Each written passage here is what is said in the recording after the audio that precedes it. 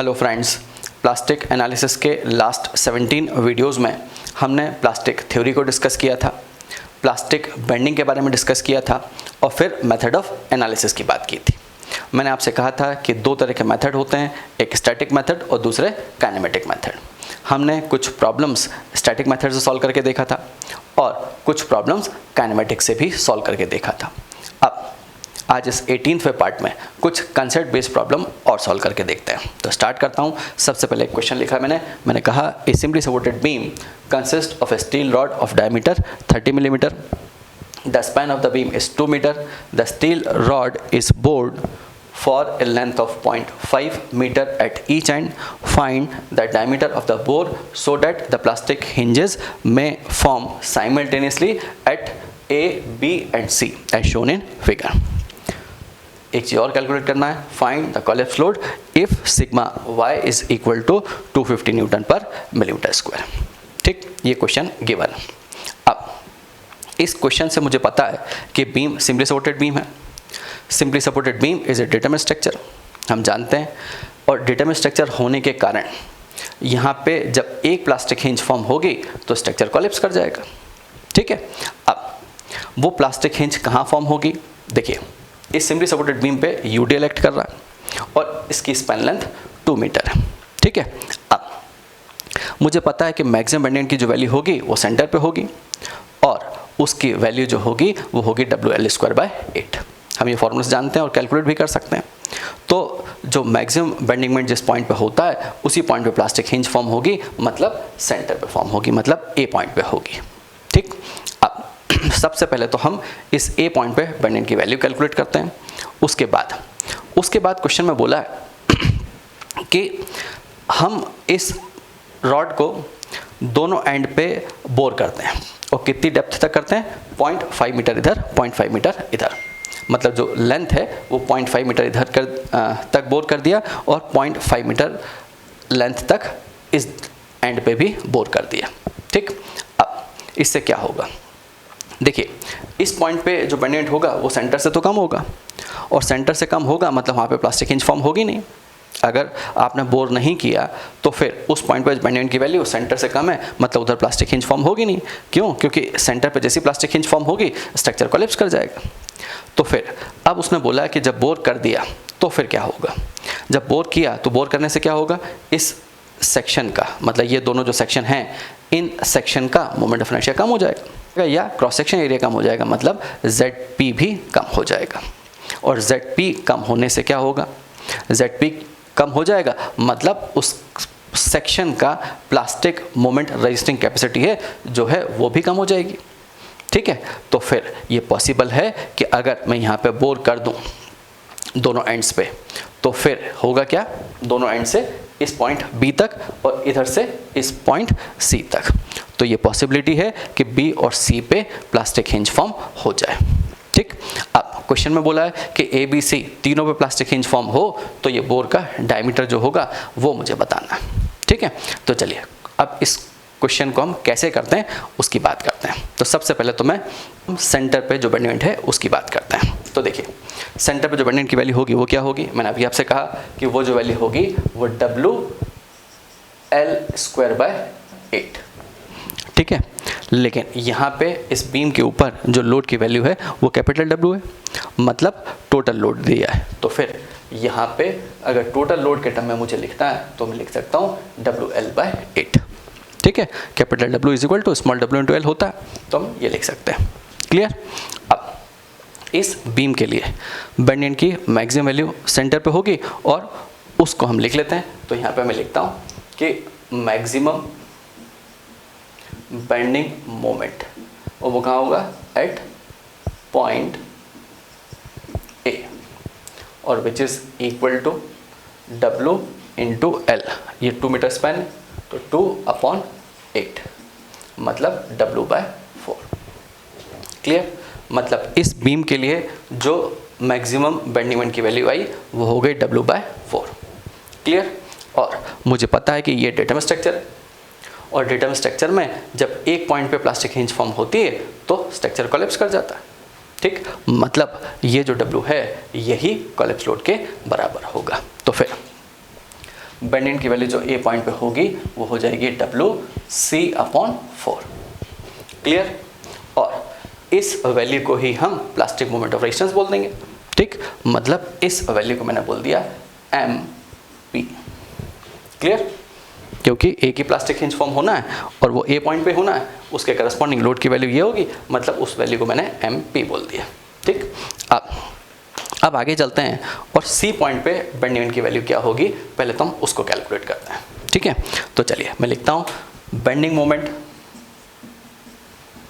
Eight point C और B कर लीजिए, दोनों पॉइंट पे एक ही वैल्यू होगी क्योंकि। ठीक है, चलिए तो उसको कैलकुलेट करते हैं, लेकिन पहले रिएक्शन लिख लेते हैं। ठीक है, तो रिएक्शन क्या होगी, टोटल लोड W, ठीक है, सिमेट्रिक लोड, सिमेट्रिक बीम, मतलब यहाँ पे हम लिख लेते हैं ये वैल्यू हो जाएगी VE is equal to W/2, और यहाँ पे भी लिख लीजिए VD इज इक्वल टू ये भी W/2। क्लियर? अब देखिए ये रिएक्शन सैगिंग इफेक्ट देगी, मतलब this reaction gives sagging moment about point C means plus W/2 into distance, मतलब 0.5। क्लियर? अब ये जो UDL है ये क्या करेगा, ये हॉगिंग इफेक्ट देगा, मतलब हॉग करेगा पॉइंट C के अबाउट। ठीक है, तो चलिए हॉग करेगा मतलब माइनस। ठीक है, और UDL है कितना, UDL की जो वैल्यू है वो है W बाय टोटल डिस्टेंस है 2 मीटर, total load W, total distance 2, मतलब जो UDL होगा वो ये हो जाएगा। ठीक है, अब इसमें मल्टीप्लाई कर लीजिए, मतलब 1/2 से, तो ये आपको लोड मिल गया।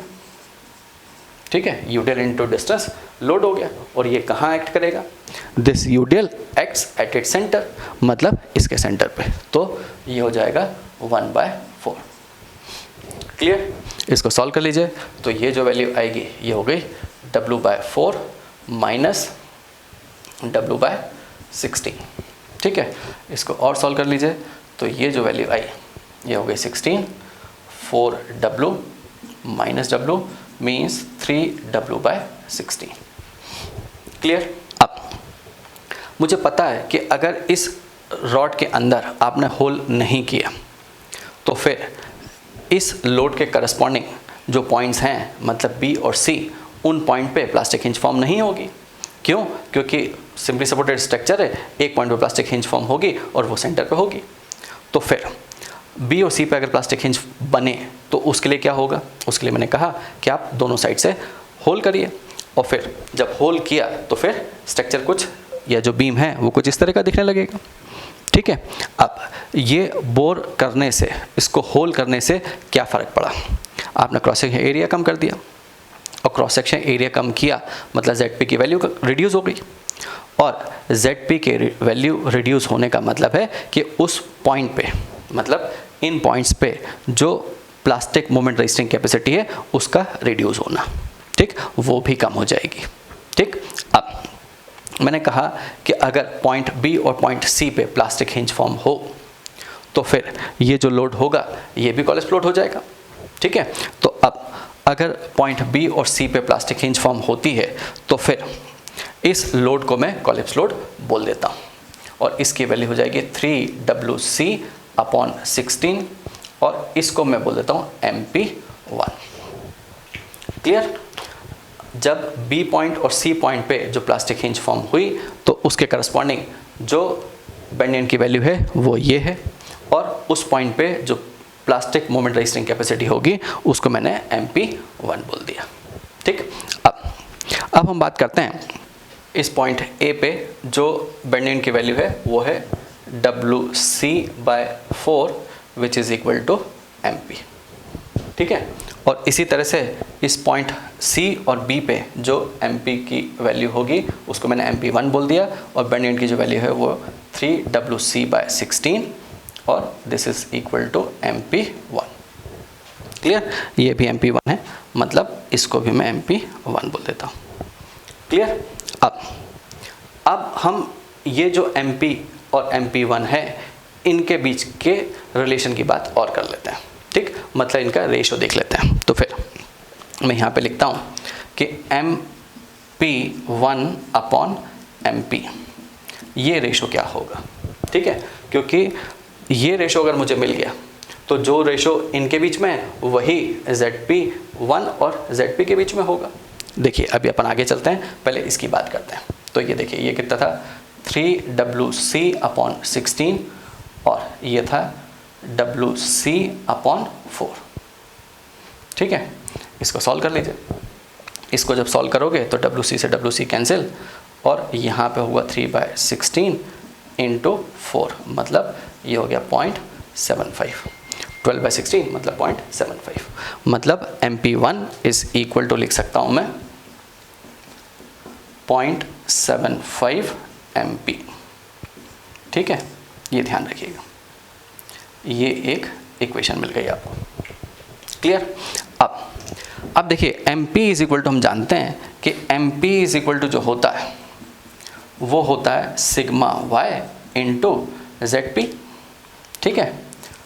अब देखिए सिग्मा y तो सेम है क्योंकि मटेरियल सेम, आपने तो सिर्फ बोर किया, तो फिर इसमें जो चेंज होगा वो क्या होगा, जो MP में चेंज हुआ वही ZP में चेंज होगा। मतलब मैं यहाँ पे लिख सकता हूँ कि MP1/MP is equal to ZP1/ZP, ठीक। मतलब बोर वाला जो पोर्शन है उसका प्लास्टिक सेक्शन मॉडुलस अपॉन इस रॉड का जो सेक्शन प्लास्टिक सेक्शन मॉडुलस है उसके रेशो की बात और करते हैं। देखिए मुझे पता है सर्कुलर सेक्शन के लिए section modulus, plastic section modulus की जो वैल्यू होती है वो D3/6 होती है। तो फिर यहाँ पे हम लिख सकते हैं कि D3 - D1⁴/6 ये इस पोर्शन के लिए हो गया, ठीक है। मतलब जहाँ पे आपने बोर किया है, होल किया है, उस पोर्शन का जो प्लास्टिक सेक्शन मॉडुलस होगा वो ये होगा, और अनबोर रॉड जो है उसका जो प्लास्टिक सेक्शन मॉडुलस होगा वो D3/6 हो गया, विच इज़ इक्वल टू ये MP1/MP का रेशो, मतलब 0.75 के बराबर होगा, क्लियर। अब इसमें वैल्यूज़ को पुट कर देते हैं। जब इसमें वैल्यूज़ को पुट करोगे तो D कितना है 30, तो 30³ minus D1³ upon 30³ is equal to 0.75, ठीक। अब इसको सॉल्व कर लीजिए, और जब इसको सॉल्व करोगे तो D1 की जो वैल्यू मिलेगी वो मिल जाएगी आपको 18.9 मिलीमीटर, क्लियर। मतलब ये हुआ कि हम अगर इस डायमीटर का होल कर दें इस रॉड के अंदर, टोटल डायमीटर 30 था, और अगर आपने 18.9 मिलीमीटर का इसके अंदर होल कर दिया, कहाँ तक, इस पॉइंट B तक या इस पॉइंट C तक, तो फिर B पॉइंट पे और C पॉइंट पे भी प्लास्टिक हिंज फॉर्म हो जाएगी, ठीक। क्योंकि यहाँ का जो प्लास्टिक सेक्शन मॉडुलस है वो रिड्यूस हो गया है, ठीक है। मतलब सीधी सी बात यह है कि MP की जो वैल्यू है इस दोनों पोर्शन के लिए वो कुछ कम हो गई है, ठीक। अब इस क्वेश्चन में आपको WC मतलब कॉलिप्स लोड की वैल्यू और कैलकुलेट करना है, तो कॉलिप्स लोड और कैलकुलेट कर लेते हैं। कॉलिप्स लोड को कैलकुलेट करने के लिए हमें पता है कि MP क्या है। MP की value MP is equal to होता है, MP इज इक्वल टू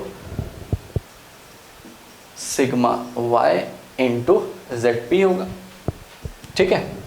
और सिग्मा y कितना है 250, और ZP की जो वैल्यू होगी वो होगी D3/6, D3/6 मतलब 30³ अपॉन 6, ठीक। इसको सॉल्व कर लीजिए। इसको जब सॉल्व करोगे तो ये वैल्यू आएगी 1.125 × 10⁶ न्यूटन मिलीमीटर, क्लियर। अब इसको और सॉल्व कर लीजिए तो हम इसको लिख सकते हैं कि 1.125 किलो न्यूटन मीटर, ठीक। 10⁶ से एक 10⁻³ की जगह के लिख दिया और एक 10⁻³ की जगह मिलीमीटर की जगह मीटर लिख दिया, ठीक। अब आगे चलते हैं, और MP की वैल्यू कितनी होगी, MP कितना है WC/4 के बराबर। तो यहाँ पे मैं लिख सकता हूँ कि MP is equal to WC upon 4 is equal to 1.125, मतलब WC इज इक्वल टू हो जाएगा 4.5 किलो न्यूटन। ठीक, मतलब इस स्ट्रक्चर के लिए जो कॉलिप्स लोड की वैल्यू होगी वो ये होगी। ठीक, अगर आपने इस स्ट्रक्चर के ऊपर अगर टोटल लोड की वैल्यू 4.5 किलो न्यूटन अप्लाई कर दी तो फिर C पॉइंट पे और B पॉइंट पे प्लास्टिक हिंज फॉर्म हो जाएगी जब आप इसमें बोर कर दोगे। ठीक, अदरवाइज सिर्फ एक पॉइंट पे प्लास्टिक हिंज फॉर्म होगी और वो कहाँ होगी, वो A पे होगी। जब आप बोर कर दोगे तो फिर तीनों पॉइंट पे प्लास्टिक हिंज फॉर्म हो जाएगी और स्ट्रक्चर कोलैप्स कर जाएगा। ठीक, चलिए आगे चलते हैं और एक क्वेश्चन सॉल्व करके और देखते हैं। देखिए यहाँ पे क्वेश्चन में गिवन है a steel beam of uniform moment capacity MP is equal to 100 kilometre metre is used as a continuous beam as shown in figure, determine the collapse load. यहाँ पे एक कंटिन्यूअस बीम गिवन है और इस continuous beam के लिए मुझे collapse load की वैल्यू कैलकुलेट करनी है। तो फर्स्ट पार्ट तो ये हो गया। अब इस क्वेश्चन के सेकेंड पार्ट में क्या पूछा है उसकी बात और करते हैं। तो देखिए सेकेंड पार्ट में लिखा है also determine the minimum value to which the moment capacity in the negative moment region near the interior support B should be increase by the provision of cover plates so that the combined mechanism becomes as critical as the collapse mechanism for span BC। अब second part में क्या पूछा है इसकी बात अपन बाद में करते हैं। सबसे पहले तो हम कोलैप्स लोड की वैल्यू कैलकुलेट करते हैं इस कंटिन्यूअस बीम के लिए। ठीक, अब देखिए यहाँ पे जो कंटिन्यूअस बीम गिवन है इसमें दो स्पैन है और दोनों स्पैन पे पॉइंट लोड एक्ट कर रहा है। ठीक, मतलब यहाँ पे दो बीम मैकेनिज्म पॉसिबल होंगे। ठीक, अब ये B जॉइंट है लेकिन B पे दो मेंबर मीट कर रहे हैं और दो मेंबर जब मीट करते हैं किसी भी जॉइंट पे तो मैंने आपसे कहा था कि वो मैकेनिज्म फॉर्म नहीं कर पाते। ठीक, मतलब उस जॉइंट पे बीम जॉइंट मैकेनिज्म फॉर्म नहीं होगा। ठीक है, अब लेकिन ये जो B पॉइंट पे एक जो जॉइंट मैकेनिज्म भले ही नहीं बन रहा लेकिन कंबाइंड मैकेनिज्म फॉर्म हो जाता है, ये ध्यान रखिएगा। ठीक, इस B जॉइंट के कारण। अब आगे चलते हैं और एक एक मैकेनिज्म बना के हम देखते जाते हैं। मैंने जो तीन मैकेनिज्म हैं इस AB पोर्शन के बीम मैकेनिज्म उसको इस B फिगर से शो कर दिया। उसी तरह से BC पोर्शन में जो बीम मैकेनिज्म फॉर्म होगा उसको मैंने C फिगर से शो कर दिया और कंबाइंड मैकेनिज्म जो फॉर्म होगा उसको मैंने D फिगर से शो कर दिया। ठीक, अब इन तीनों मैकेनिज्म से हम कोलैप्स लोड की वैल्यू कैलकुलेट करते हैं। तो सबसे पहले मैं बीम मैकेनिज्म AB की बात करता हूँ। ठीक है, चलिए तो सबसे पहले हम लिखते हैं कि स्पैन AB के लिए बीम मैकेनिज्म क्या होगा वो मैंने यहाँ पे शो किया। अब मुझे पता है कि by the principle of virtual work क्या होता है, work done by this load is equal to work absorb by hinges, plastic hinges. अब यहाँ पे ये जो पोर्शन AB है ये प्रॉप्ड कैंटिलीवर बीम की तरह एक्ट करेगा। ठीक, प्रॉप्ड कैंटिलीवर बीम की तरह एक्ट करने के कारण यहाँ पे दो प्लास्टिक हिंज फॉर्म होंगी और वो कहाँ होगी, वो D पॉइंट पे मतलब लोड के नीचे और B पॉइंट पे। ठीक, क्योंकि B पॉइंट पे भी कुछ मोमेंट होगा, नेगेटिव मोमेंट होगा। ठीक है, तो चलिए अब हम लिखते हैं लोड के कारण जो वर्क डन होगा वो, तो work done by load W into delta D is equal to work absorb by hinge.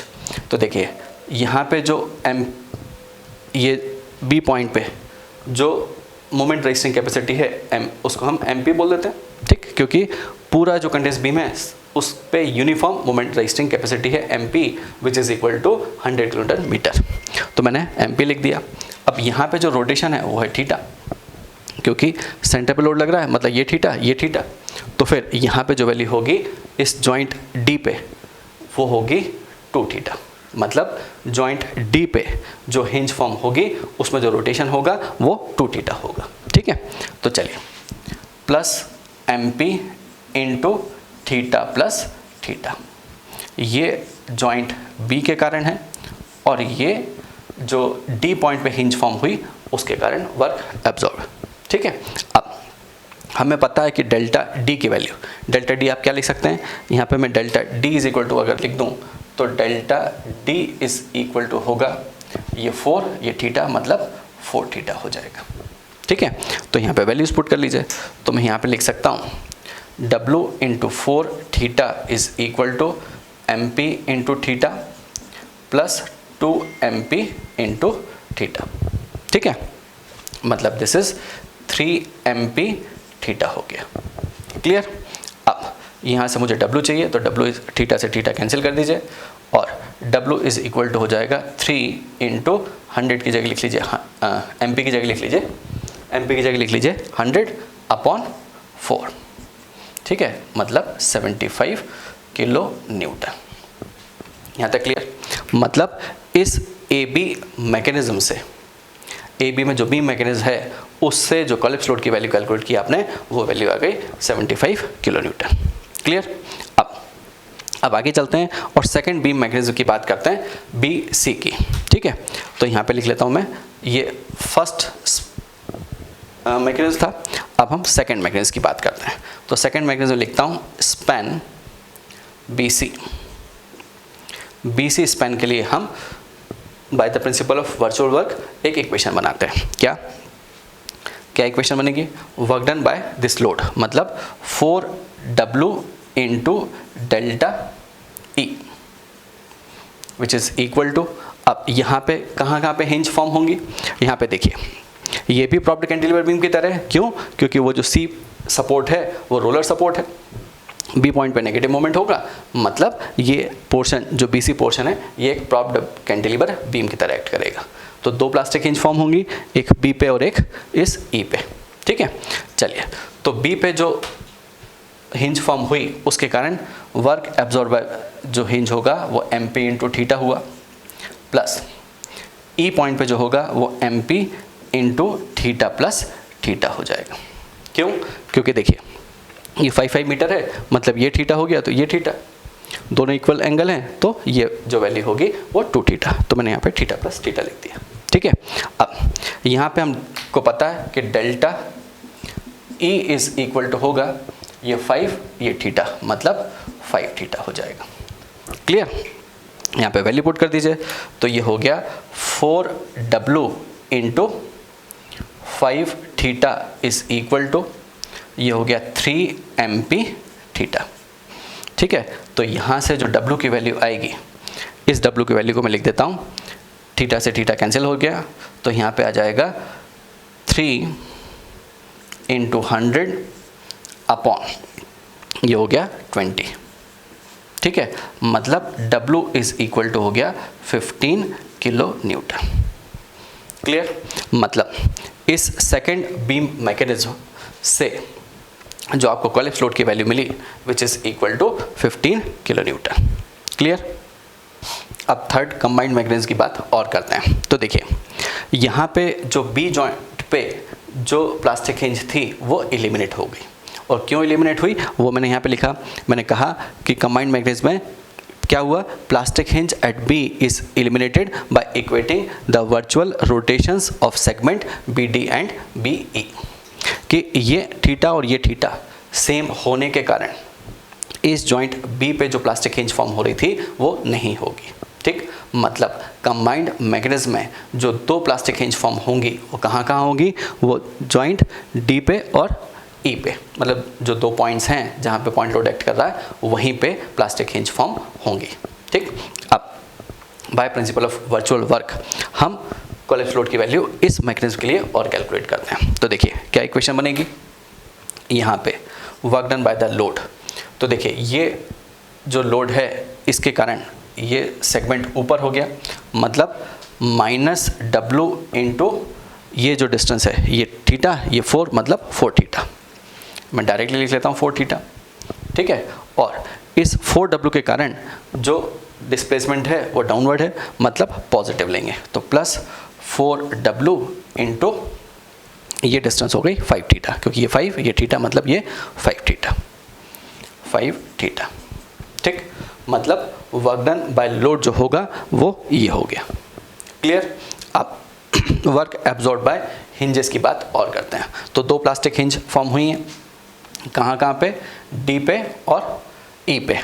तो एम पी इंटू यहाँ पर जो एंगल है वो 2 थीटा, ठीक है, तो इसको लिख लीजिए 2 थीटा, ठीक। सिमिलरली यहाँ पे भी जो एंगल होगा वो भी 2 थीटा होगा, मतलब प्लस एम पी इंटू ये भी 2 थीटा हो जाएगा।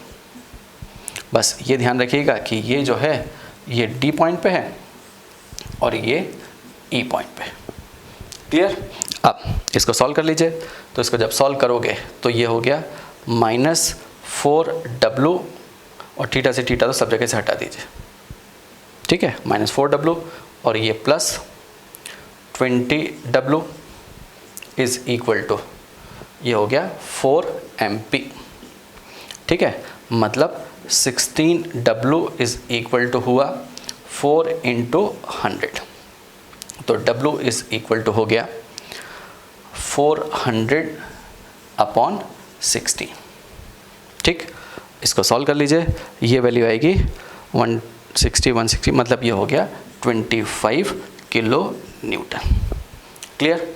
मीन्स कंबाइंड मैकेनिज्म से जो कोलैप्स लोड की वैल्यू मिली वो हो गई 25 किलो न्यूटन।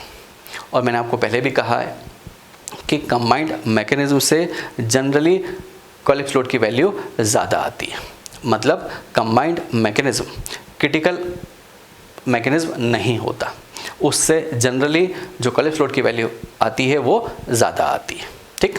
अब तो इस कंटिन्यूस बीम के लिए जो एक्चुअल कोलैप्स लोड की वैल्यू होगी वो हो जाएगी इन तीनों कोलैप्स लोड की वैल्यूज़ में जो मिनिमम है वो, मतलब WC इज़ इक्वल टू होगा, उसे हम बोल देंगे 15 किलो न्यूटन, जो कि इस BC मैकेनिज्म के कारण आई थी।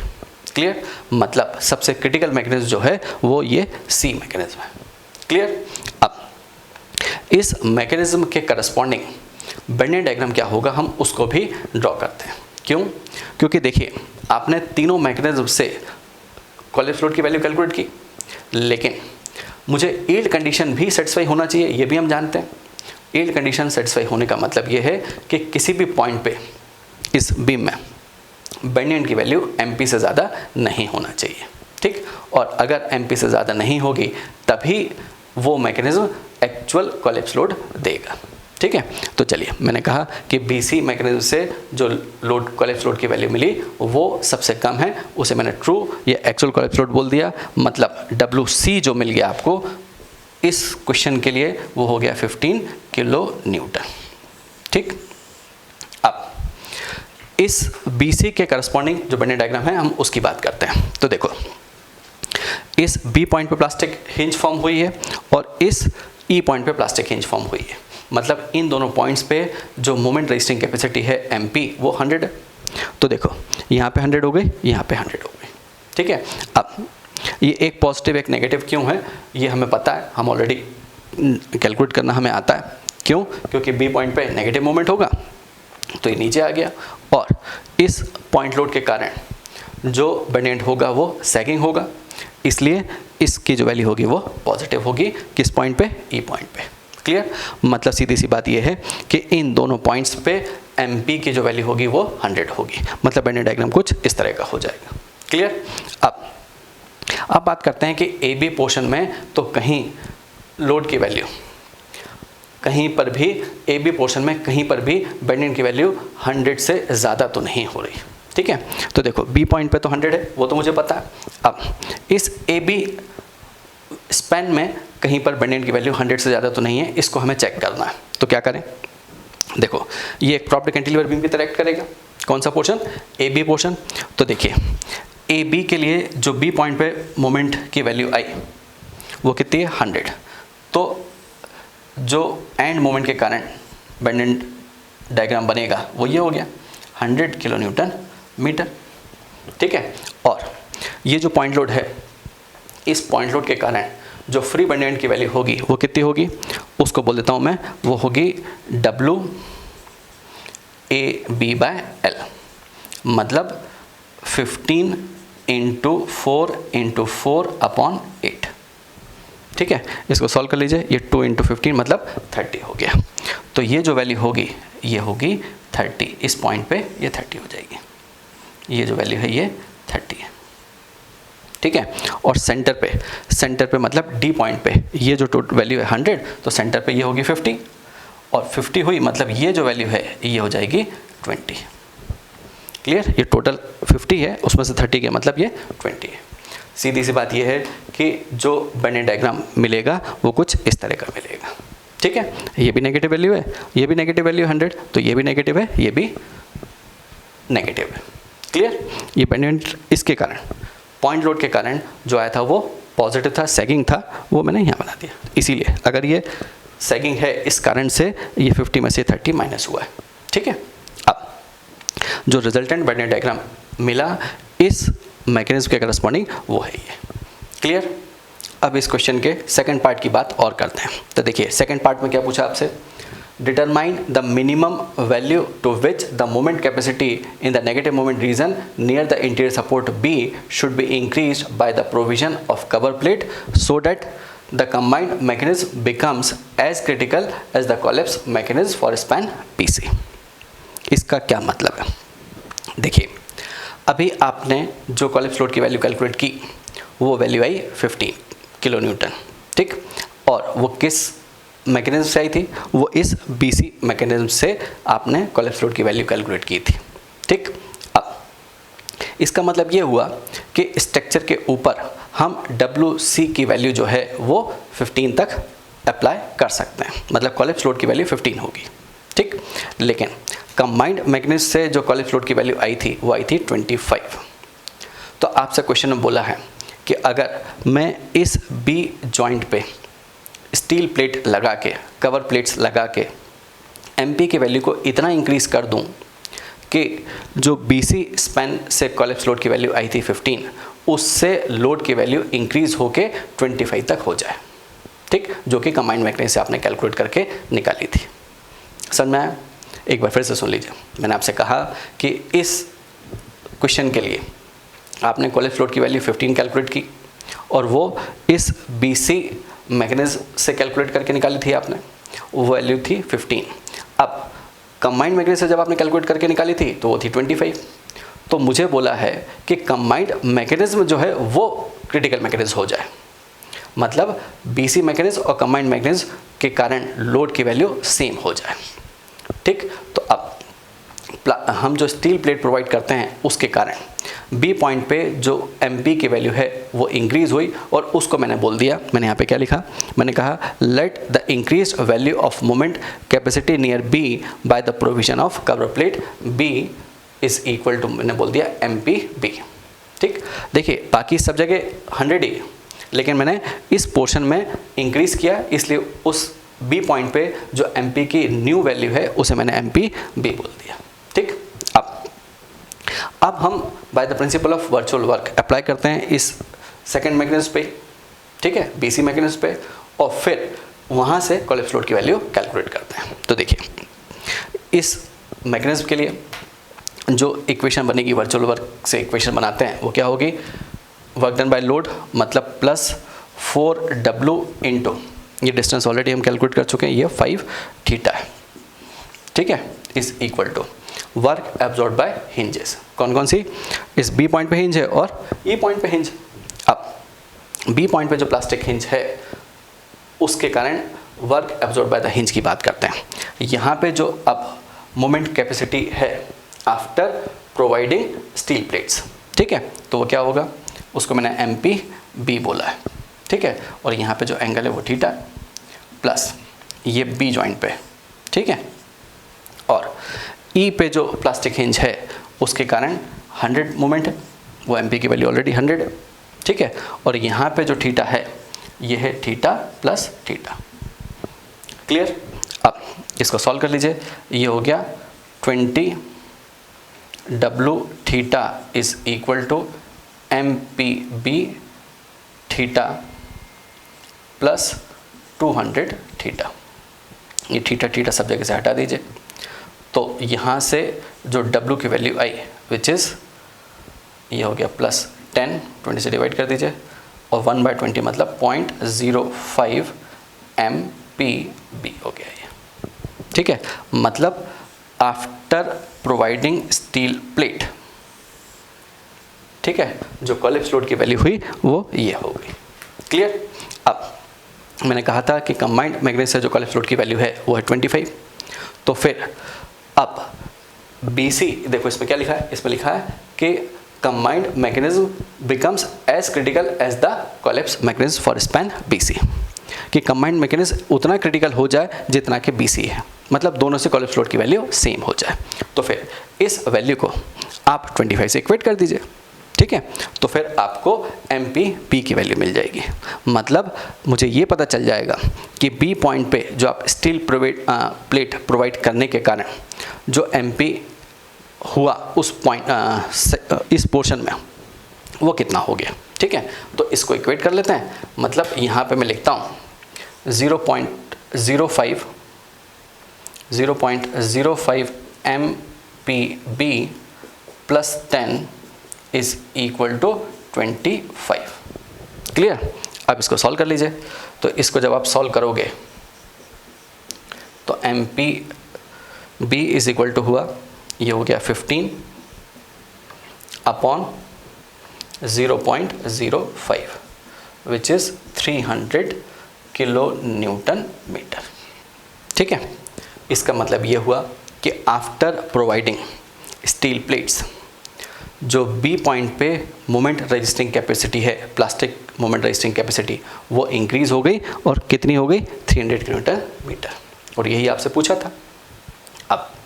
अब आगे चलते हैं और एक बात और करते हैं कि हम जो स्टील प्लेट प्रोवाइड करेंगे B पॉइंट के पास, उसको कहाँ से कहाँ तक प्रोवाइड करेंगे, ठीक है। मतलब स्टील प्लेट किस डिस्टेंस में प्रोवाइड करेंगे उसकी बात और करते हैं, ठीक। तो देखिए, हमने जो कंबाइंड मैकेनिज्म बनाया था उस कंबाइंड मैकेनिज्म में दो जगह प्लास्टिक हिंज फॉर्म हुई थी। तो फिर वो कहाँ हुई थी, वो D पे और E पे हुई थी।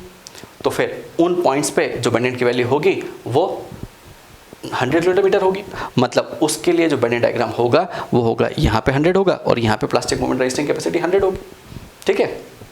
अब B पॉइंट पे कितना मोमेंट आपने कैलकुलेट किया आफ्टर प्रोवाइडिंग स्टील प्लेट, वो इतना आ गया, ठीक है।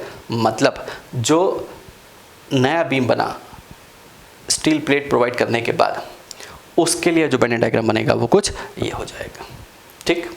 देखिए, इसलिए मैंने यहाँ पे लिखा कि bending diagram for the strengthened beam, कि जो आपने बीम को स्ट्रेंथेंड प्रोवाइड किया है स्टील प्लेट लगा के, उसके लिए बेंडेंट डायग्राम कुछ इस तरह का होगा, ठीक।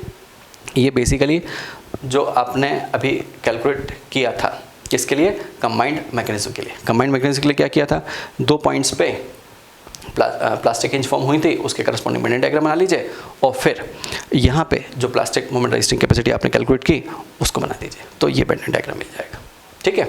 और चाहें तो देखिए ये 100 कहाँ से आया, ये भी हम कैलकुलेट कर सकते हैं। यहाँ पे से यहाँ तक ज्वाइन कर दीजिए, ये वैल्यू हो जाएगी कितनी 150, और इसकी वैल्यू अगर 25 हो जाए तो 25 × 4 × 4/8 कर लीजिए, ठीक है। तो वो कैलकुलेट कर लीजिए, वो आएगा 50 और उस 150 में से 50 को माइनस करोगे मतलब ये आ जाएगा। तो फाइनल जो बेंडेंट डायग्राम बनेगा वो ये बनेगा, क्लियर। अब एक बात और करते हैं। मैंने कहा था कि स्टील प्लेट हम कहाँ से कहाँ तक प्रोवाइड करते हैं, तो देखिए यहाँ पे 100 है वैल्यू, मतलब ये वैल्यू भी 100 होगी इस पॉइंट पे, ठीक है। इस पॉइंट को मैं बोल देता हूँ F पॉइंट, ठीक है।